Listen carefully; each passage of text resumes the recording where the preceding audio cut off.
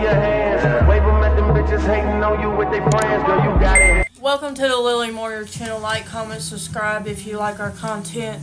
Today's video is just a talking video. Let's jump right into it.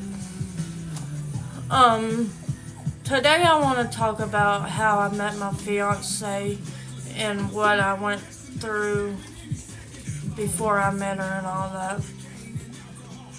So I moved down to West Virginia 4 years ago to start over, build a new life from the ground up. I moved in with my dad. That was the first time reconnecting with my dad after my adoption. And I lived with him, my cousin, for 3 months before I got my own apartment.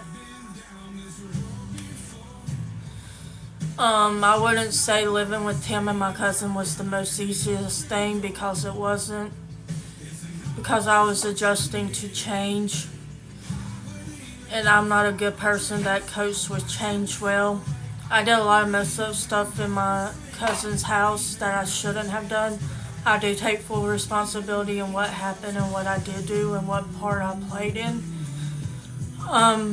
But I just needed to navigate my life down here on my own, decide if that was going to be a permanent place I wanted to stay, or if I wanted a place on my own, or if I was going to move in with my loved one at the time.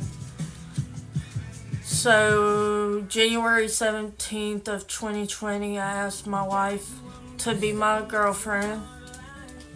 I had walked that day to go see her because I was staying in a hotel at the time until I could figure out where I was going to go, what I was going to do, my next move. So I stayed in a hotel.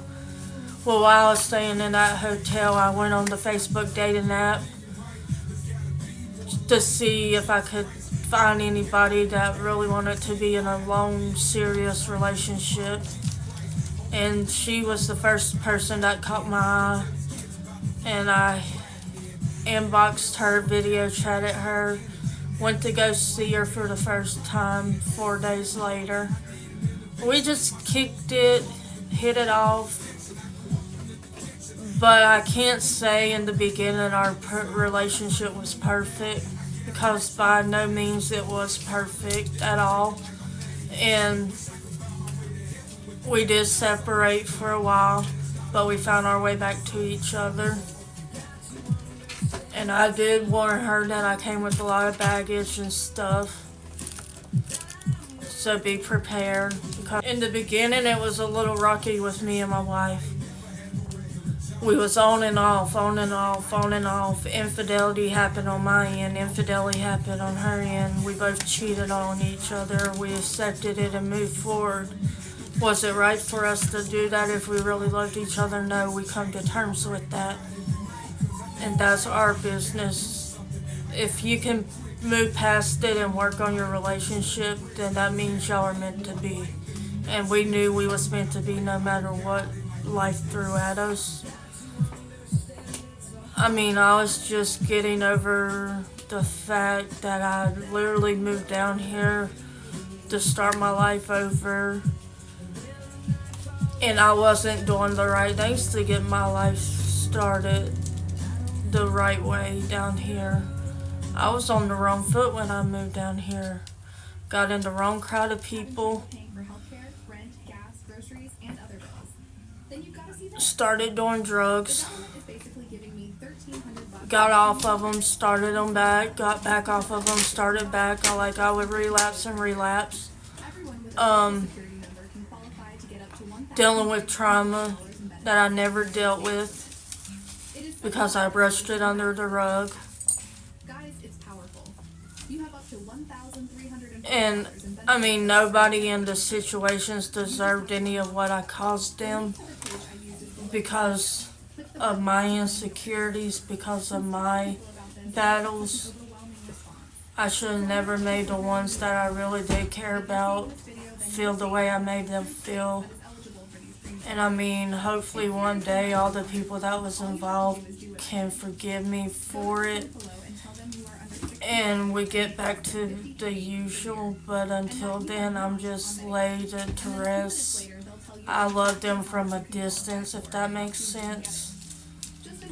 Because I can't put my heart out there and tell them I'm sorry over and over, because actions speak louder than words, I've learned. But I know deep down I am truly sorry for what I have caused in people's lives that never deserved it. They should never got the backlash. They should never just endure what they endured while I was staying with them. They had other stuff to worry about instead of me. I was selfish and put all the attention on me when I shouldn't have. I'll say that. But I have learned, I have grown into an amazing, beautiful young lady that nobody would recognize. I don't even recognize half the time. Like the Anna I'm becoming today, I don't even recognize. When I look in the mirror, I'm like, wow, it took you 4 years to stop your bullshit. It took you 4 years to get to where you are today.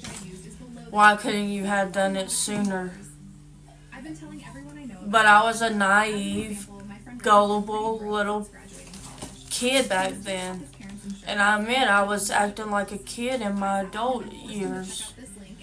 I'm 25 today, and I was acting a kid in my 20s, early 20s. So, I mean, it all depends on how you handle stuff nowadays and who you come across. Because there's some people that can forgive and forget and move on, and then there's some people that will forgive but not forgive and move on, and there's some people that won't do neither, and you're just like stuck in a between with them. And I mean, if I could go back and redo my life, I would, because life would have been much easier if I lived it the way I was living it nowadays.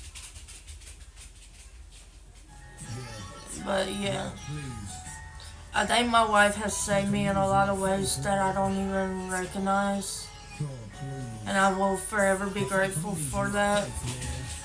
But like I said, actions speak louder than words. You can say sorry all day, but until you prove you're sorry and not do it again, it's not going to mean jack shit at the end of the day. You can't run over somebody and not expect them to run over you the same way you ran over them.